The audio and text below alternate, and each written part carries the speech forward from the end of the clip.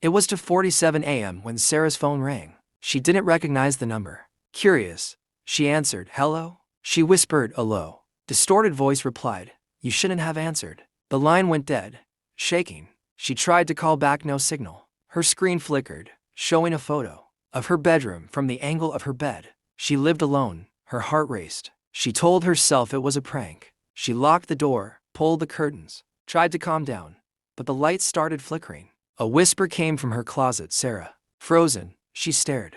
The closet door creaked open slowly. Nothing was inside. Then a shadow moved across the wall behind her, though no one was there. She ran to the window. The street was empty. Her phone buzzed again. Another photo, this one of her, lying on the floor. But she was standing, trembling. Panic set in. She grabbed a kitchen knife, checking every room. The whispers grew louder, echoing through the house. "Why did you answer? Why did you answer?" Then she saw it, her reflection in the mirror. Wasn't hers. It was smiling, staring back with eyes so black they swallowed the light. The voice said one last time, "Calm now." Terrifying. You can't hang up. You never can. The lights went out. When the neighbors came by the next morning, the house was empty. Nothing was ever found. Sarah had vanished, but her phone still rings at 47 a.m. And if you answer, they say you'll hear her scream right before it becomes your turn. Weeks passed. No one dared enter Sarah's house. But rumors spread. They said people who answered the phone at 47 a.m. started disappearing too. One night, Mark, Sarah's coworker, got curious. He laughed at the stories, thinking it was a prank. His phone buzzed. Unknown number. He answered. "Hello." A distorted, slow voice whispered, "You shouldn't have answered." Mark chuckled nervously. But then, the line went dead. His screen flashed another photo. This one, of him, asleep in his own bed. He froze. How could someone? He lived alone. The lights flickered. The walls seemed to breathe. A shadow moved behind him, stretching across the room. The whisper came again, "Mark, come with us." Panicked, he grabbed his laptop, thinking he could escape by calling someone. But his devices wouldn't work. The reflection in the window showed someone else standing behind him. Not him. Black eyes. Wide smile. He ran outside, but the street was empty. He turned back to his apartment, his door slammed shut by itself. The next morning, his neighbors found his door wide open. But Mark was gone. Only his phone remained on the table. And at 2:47 a.m., it rang again. Some say if you hear it ring and answer, you'll see something that isn't there. And then, slowly, it becomes part of the shadow, forever. It had been a month since Mark disappeared. People whispered about the cursed call, but no one dared test it. Except Jenna. She was obsessed with the story, convinced it was a viral prank. At exactly 2:47 a.m., her phone buzzed. Unknown number. She hesitated, then swiped. "Hello." A voice, low and hollow, answered. "You shouldn't have answered." The lights in her apartment flickered violently. Her reflection in the mirror moved on its own. Behind her, the shadows stretched, forming shapes, faces. Then came a sound, a faint, wet whisper. "Look behind you." Jenna spun. Nothing. But her phone vibrated again. Another photo. This time, it was not just her bedroom, it was her, lying on the floor, eyes wide open, mouth screaming. Her heart raced. Panic consumed her. She tried to run, but the door slammed shut. The shadows moved like liquid, crawling across the walls toward her. The voice whispered again, "You're next." Suddenly, her phone rang. From her own number. And this time, the caller ID showed Sarah and Mark. Frozen in terror, she stared at the screen. Then the shadows engulfed her completely. The next morning, neighbors found Jenna's apartment empty. The door was locked from the inside. Only her phone remained on the table, buzzing. And at 2:47 a.m., it rang again.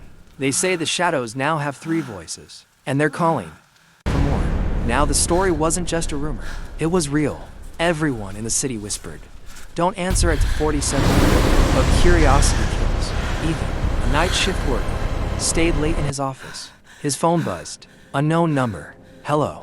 He answered jokingly. A distorted voice, now calm but chilling, whispered, "You're already late." His office lights went out. The air turned icy. The shadows on the walls stretched, twisting into humanoid shapes. Behind him, he saw fleeting movements, something breathing, slowly approaching. Then his computer screen flashed a video. It was him.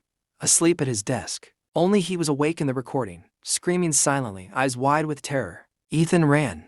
Every door in the building slammed in front of him. Windows wouldn't open. His phone buzzed again, another photo. This one was of him, standing in the office. But the reflection in the screen was not him. It had black, hollow eyes and a wide, unnatural grin. The shadows whispered in unison, "You can't escape. You can't hang up.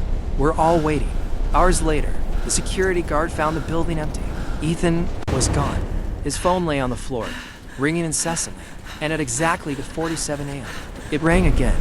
Some say the voices are growing, multiplying, looking for more to join them. And now everyone who answers becomes part of the network, forever. The city had learned to fear 2:47 a.m. Nobody answered anymore. But some whispers said, not everyone could resist curiosity. One night, Lily, a college student obsessed with the legends, decided to record the phenomenon. Her camera was ready. Her phone buzzed. Unknown number. She answered, "Hello."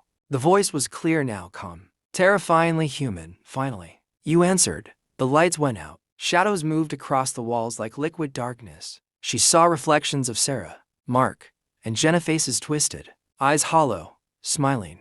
Her phone rang again, from her own number. The caller ID displayed, "You." Then the whispers started, all around her. "We are waiting. We are watching. You can't escape." Her camera caught at shadows rising from the floor, crawling along the ceiling, stretching their black hands toward her. The whispers became screams, voices of all the missing, calling her name. She tried to hang up, but the phone melted into her hand. She screamed as her reflection in the mirror grinned at her, its eyes pure black. The next morning, her dorm was empty. The camera lay on the floor, recording, and on the screen, her own phone rang. At 2:47 a.m., it will ring again. And if you answer, it begins with you. The shadows are patient, and the network is endless. It had been months since Lily disappeared. The city tried to forget, but some things can't be ignored. People started hearing faint ringing from their phones at 2:47 a.m., even those who had never heard the legend before. Then the news spread. Entire neighborhoods reported missing people. Each one's last phone call was answered, but now, something had changed. The shadows were no longer confined to phones or rooms. They appeared in mirrors, windows, even TV screens. The network had grown. A man named David, terrified, recorded what he saw, a shadow reaching out from his TV, whispering in Sarah's, Mark's, Jenna's, and Lily's voices at once, "Join us. Forever." He tried to run. Every exit in his house disappeared. The shadows moved faster, multiplying. The voices grew louder. "We are everywhere. And now, you're next." By morning, his house was empty. Only his phone remained on the table, ringing. And now the city knew the truth. The network could spread anywhere, to anyone. And answering was the beginning, not the end. The whispers continue, growing stronger. At 2:47 a.m., it will ring again. And somewhere, right now, someone will answer. It wasn't just phones anymore. The city itself seemed alive. Streetlights flickered in patterns. TVs, radios, even smart assistants began whispering. At exactly 2:47 a.m., those who ignored it thought they were safe, but the shadows found new ways.